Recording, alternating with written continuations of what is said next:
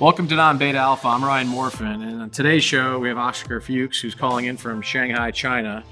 Oscar is an entrepreneur who's recently sold his business and has been in Asia for almost 16 years. Is an expert in Asia and modern China. He currently has a podcast called A Mosaic of China, and goes around discovering stories of expats around China and the Chinese civilian population, learning their stories to tell a better and clearer story about China. And today he's going to tell us of what China was like during the COVID crisis and how it's recovering and what we have to look forward here to in the US. This is Non-Beta Alpha.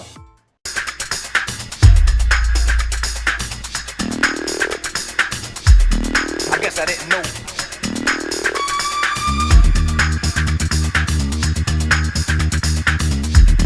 I guess I didn't know. So Oscar, welcome to the show. Thank you for coming on. Thanks so much, Ryan. Nice to meet you. Great to meet you. Well, I appreciate you being willing to chat with us a bit. I know you guys have been ahead of us the last few weeks, few months actually, going through the COVID pandemic, and wanted to pick your brain about what's going on in China and Shanghai in particular, and how you guys were dealing with it. I'd love to hear any perspectives you could share. Yeah, it's a weird experience being on this side of the pandemic. There are, of course, advantages, me being able to say that, and there are disadvantages of having lived through that experience. So yeah, I mean, where to even begin?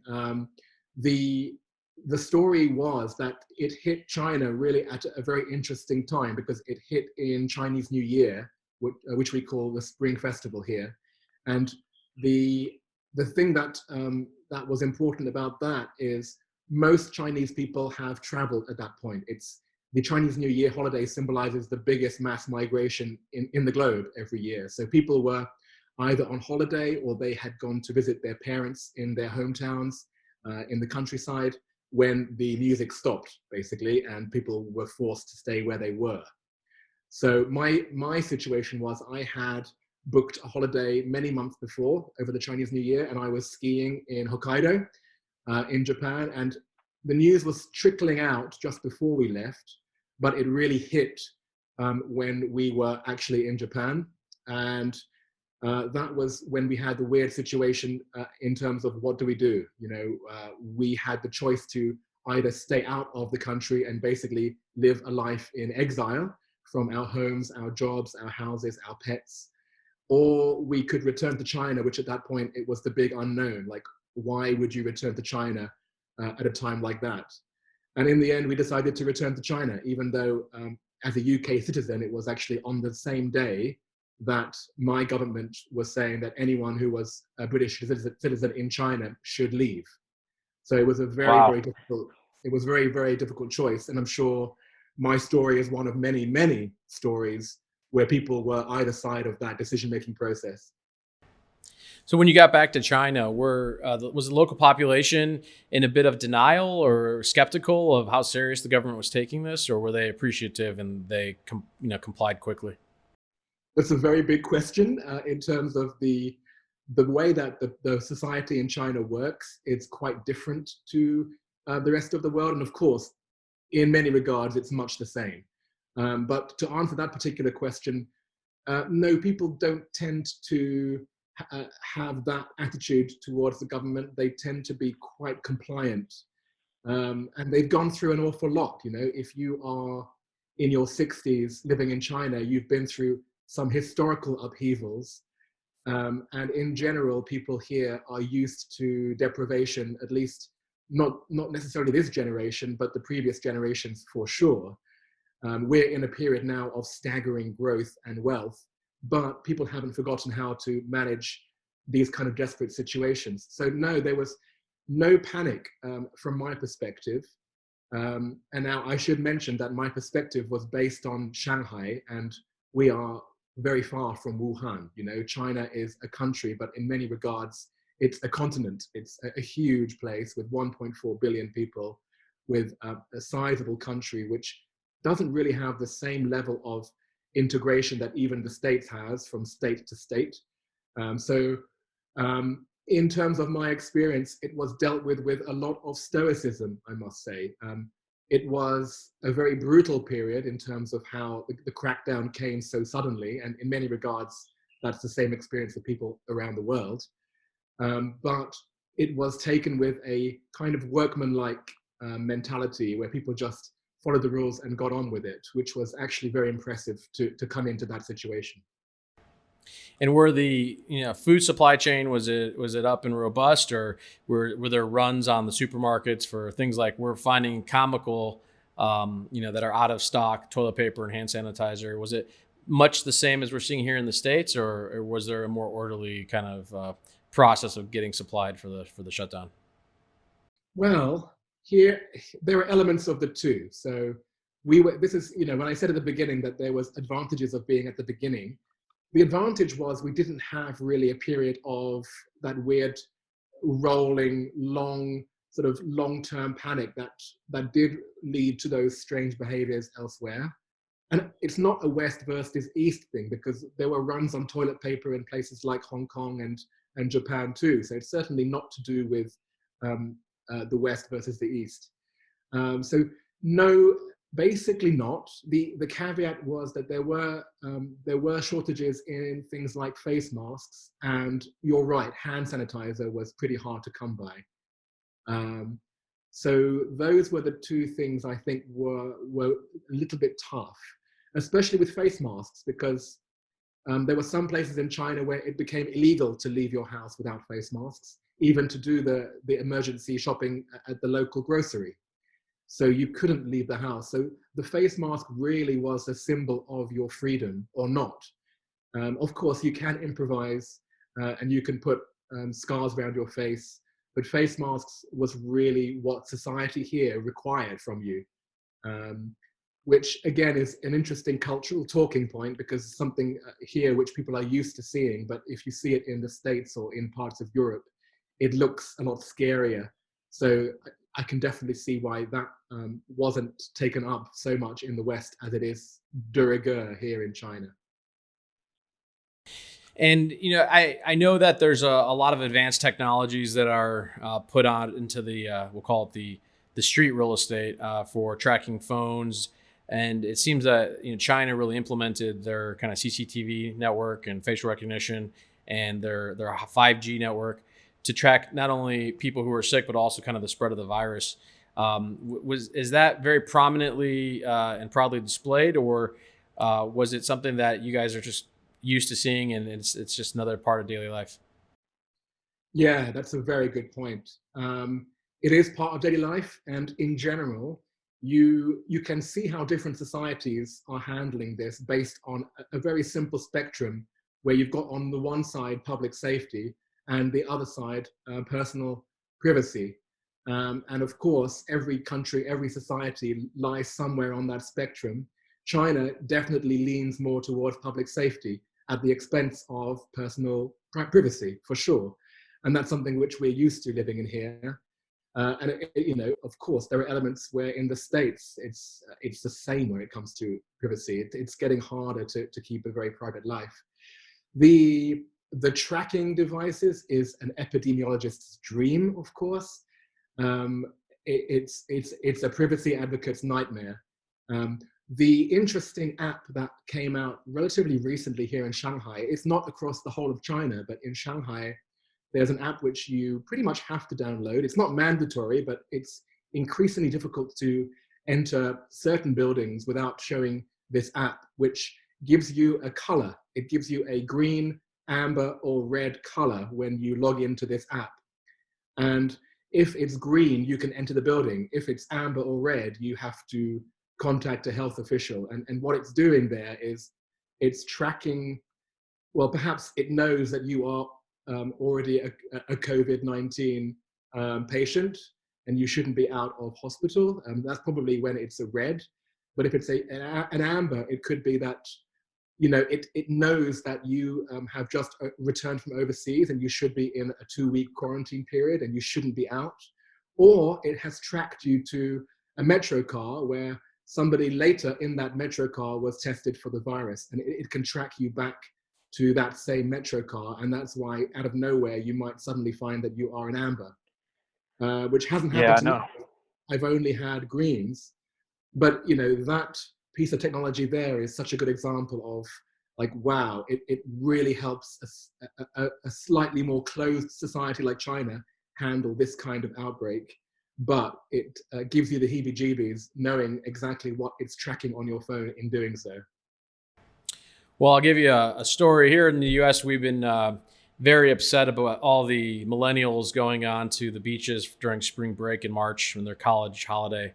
And there's a technology that it's actually public that they basically were able to track everybody who was on the beach by their cell phone signals and fast forward where those people ended up after they left the beach on any given day. And so they can kind of track where that spread is going to be, and they can predict that. And that's all from public cell phone data from cell phone towers that is transmitted from everybody's phone. So I think as much as people here in the States are worried about privacy concerns, I think there's a lot that they don't understand. They've already been given up. But how has the job market changed, or how is the unemployment handled in China by companies and by the government? And what kind of policies that they put in place to protect workers and keep the economy from sinking under? Well, that's partly the reason why I mentioned the thing about Chinese New Year, because everyone was displaced. Like, we're talking about really the majority of people were stuck in their hometowns with their families and were not able to even return to the factories that they worked in or the offices in the big cities. So in a way, that was kind of convenient because the government's line basically was to extend the Chinese New Year holiday, and that's basically what it was. And production went way down. Of course, there were some big exceptions when it comes to factories producing face masks and other equipment that were very quickly retooled in a way that I wish the States and Europe would also jump to. The retooling effort was incredible to see here, and they were able to do that in a way that is really impossible in other countries where you haven't got such a top-down control. The thing about the government support, I'm not entirely sure. The beauty of being in a place like China and being a foreigner is that you can choose when to engage with the news and when to actually let it wash over you and bury your head in the sand, which for me was a coping mechanism. I, in those situations, just dealt with my own situation and don't really think about the macro so much, because that was the luxury, I guess, that I had, and others certainly do not have that luxury. But what I can say about the government is that they weren't such big handouts, and they don't have such a robust system of it's so ironic saying, but of socialist care. This is communist China we're talking about, but they don't really have much of a public safety net. Culturally speaking, the interesting point to note is that people in China generally are good savers. So even if you are on a very basic income, people generally don't overspend, and they generally, no matter how small their income, they will save 10-15% every month. And most people thereby have a comfort blanket, have this little nest egg for times just like this. There's very little overextension of credit lines and such that we see in the West. So that's a huge sweeping generalization. I'm sure there are people who were in terrible economic hardship and still are, but that's just a general observation about one of the differences here. And would you say that life is back to normal in Shanghai and most of China today? Um, Not really. The way that this thing ends is not the same as it begins. So it began very abruptly and suddenly, and like, whoa, like what the hell? Like, life was so different just yesterday, and suddenly it changes. The way we're coming out of it is more of a trickle. So we sort of were trickling out of our houses. We sort of were on social media. The equivalent here is called WeChat.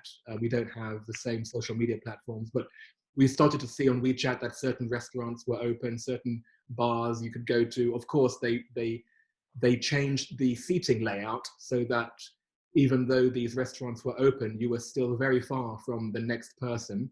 So they had social distancing within restaurants and bars. And then slowly those restaurants became, less and less rigid with those rules. Of course, it's all government controlled. As a citizen, you don't really know, unless you're in that particular business, how the rules are changing over the course of days and weeks. Where we are now in Shanghai is certain restaurants, shops, I would say the main things like malls, they're all open with the caveat that people are still all wearing masks. And there is, of course, that app, which it isn't used everywhere. I walked into a couple of malls just this weekend, and they did not require the app. They just took a temperature test. But then the certain things like theaters, theme parks, even some parks are still closed. I think there was an effort to open some of the cinemas, which I don't know what you would call movie theaters in the States. But that, I think, lasted a couple of days, and then they were closed again. So there was a bit of a stop-start. That is the situation in Shanghai. Actually, Shanghai has about 16 municipalities within the city, and each of those areas have their own rules. So I'm just talking about maybe one area of one city.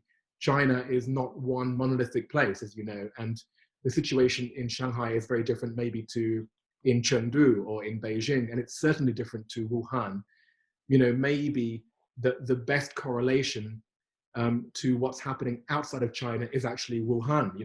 Shanghai was so well protected with the way that they were able to close down the whole province of Hubei, which is where Wuhan is, that actually this is where maybe looking at Shanghai has some benefit, but also it can be a bit misleading, because we were never in the situation, I would say, that you now see in places like London, in New York, in northern Italy, in Spain, in most hotspots around the world. So it's a very tricky thing right now being in Shanghai.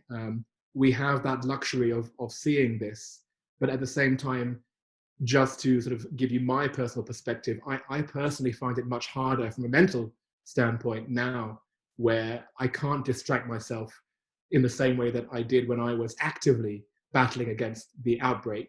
Now that we are coming out of the outbreak, it's very difficult, because the news is just about how this is taking over the world, and it's very tricky to keep yourself on a mental even keel, and that really is half of the battle. There is, of course, social distancing and keeping yourself healthy, but keeping yourself happy and positive is definitely half of the battle. So how long were you guys, I guess, locked up in quarantine, or stuck in the house? The worst part of it was probably 2 or 3 weeks, which was basically when I first came back from Japan. And a lot of that is not enforced quarantine, it's self-isolation. There are different rules for different people. People who now were returning to China are on a much stricter self-quarantine. That is before, of course, they closed the borders, which they just did the other day.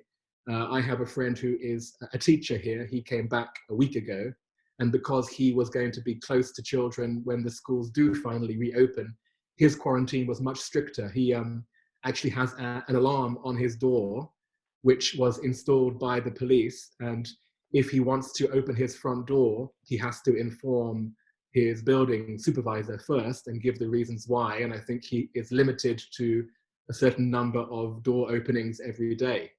So again, very, very strict controls, which sound very brutal, but give the rest of the population some kind of peace of mind, quite honestly, in this situation.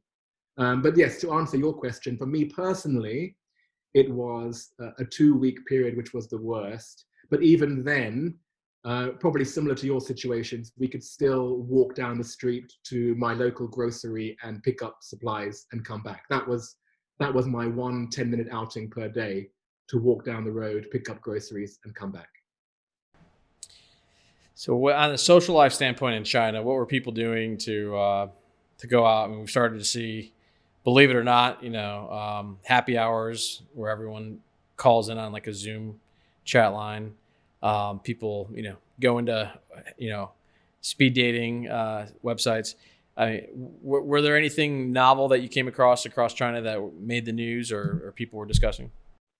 Very similar things, very similar things, some heartwarming things like you saw in Italy, where people also tend to live quite close together, and then people were on their balconies singing to each other, and that kind of thing we saw in China. Most people live in big cities which are very tightly packed, and lots of people shouting together in unity. Um, but as I keep coming back to, there are these general phenomena, but it does come down to each individual and what their comfort levels are. I see three different categories. I see people who are living alone, people who are in couples, and people who are in couples with children.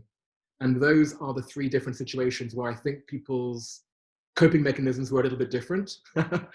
um, and again, this is universal around the world, but if you are living alone, you have to just make sure that you are reaching out in the way that you described, and in a way that you're comfortable with. Everyone has different levels that they take energy from other people. So yeah, people generally were meeting up like that online. If you're in a couple, actually, I think that was my situation. And looking at my friends who were in those other situations, I feel that I was a bit lucky, because you can get on with your life with your partner quite comfortably and bounce off each other in a way that is quite comfortable. You add kids to that degree, and then the kids can start to introduce a little bit more stress into your life and a little bit more distraction. So those, I think, were the three different situations we see in China and, of course, the rest of the world. And so it seems to me that what we've been seeing, at least from the footage here and some of the economic data, that people are now getting back into the swing of economic output and going to work every day. And so you think the pendulum swung and now it's just kind of a waning and maybe wait and see if there's a second wave? I don't think the second wave is what people are talking about, but I think they are just looking at the pendulum swinging only in one direction at this point, because they haven't done Got it. anything rash. Like when I said about people were stuck in their hometowns, people could leave about 2 or 3 weeks ago. People could leave their hometowns and start coming back to the cities, which is mainly where they're based.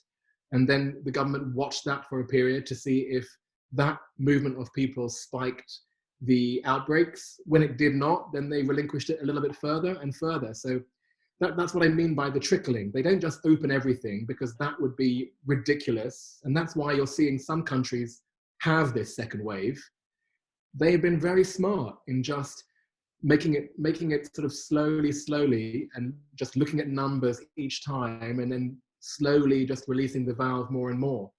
I mean, Hubei, where Wuhan is based, Hubei is still on lockdown. So again, that's why it's different in certain places. And we are hearing talk of Wuhan coming out of lockdown, and they are, but the borders are still not open. So even now that there is an element of normality coming back, they are doing it in a very step-by-step way, which is very impressive. Well, Oscar, I'd like to thank you for joining us today and for your thoughts about what's been going on and giving us a glimpse into what it might look like here in the U.S. in the weeks and potentially months ahead. And I hope you and your family stay safe and healthy in Shanghai. Absolutely. Thank you so much, Ryan. And like I say, keep yourself healthy, but keep yourself happy. It's just as important. So this is a really good media that you're putting together. Even though I'm saying that, listen to this, of course, but at the same time, actively reduce how much news you take in.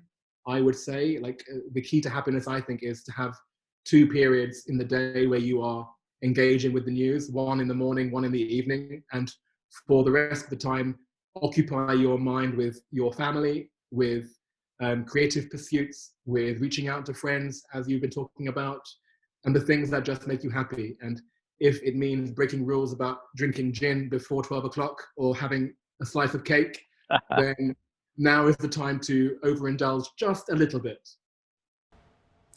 Well, appreciate it, Oscar. Thanks so much for your time, and we'll look forward to staying in touch. Have a great one. You too. Thanks for listening to Non-Beta Alpha. And before we go, don't forget to subscribe and leave us a review on Apple Podcasts or our YouTube channel. On our next episode, we'll feature folks calling in from Italy to tell us how it's going on the ground there and what they're doing to stay positive during this COVID crisis. This is Non-Beta Alpha. And now, you know.